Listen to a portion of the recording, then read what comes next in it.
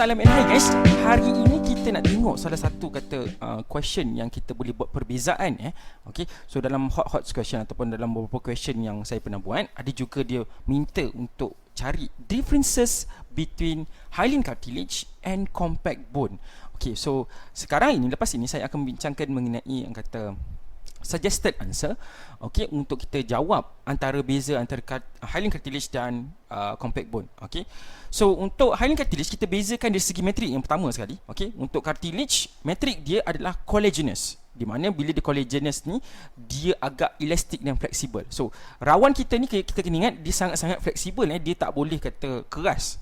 Manakala kita punya compact bone pula, dia punya matrix dia very strong, dense and hard calcified. So apa maksud dense and hard calcified ni?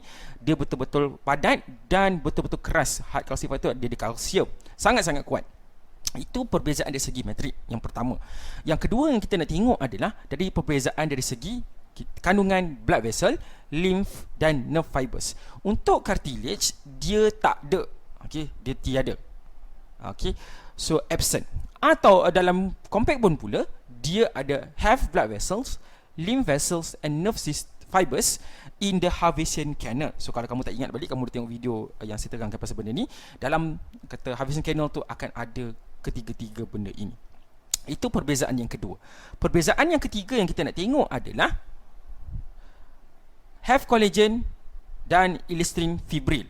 Okey, so maksudnya dalam hyaline cartilage tu ada collagen dan elastin fibril, tetapi kat dalam bone saja ada collagen and fibril sahaja.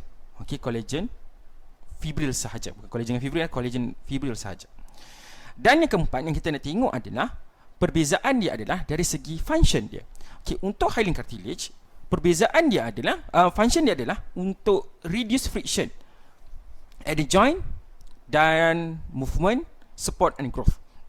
So kita kena ingat hyaline cartilage kita berada di antara joint-joint kita. Okay, contoh dia dekat kita punya lutut. So untuk kurangkan friction. Tetapi untuk compact bone atau untuk bone sendiri, function dia adalah untuk provide mechanical support dan juga untuk protect internal organ. So ini adalah perbezaan antara hyaline cartilage dan compact bone yang saya cadangkan anda untuk fahamkan. Okey, kita boleh bezakan menggunakan table, tetapi dalam exam kita kena jawab menggunakan sentence yang proper. Okey, itu saja daripada saya. Sekian, Assalamualaikum warahmatullahi wabarakatuh dan salam sejahtera.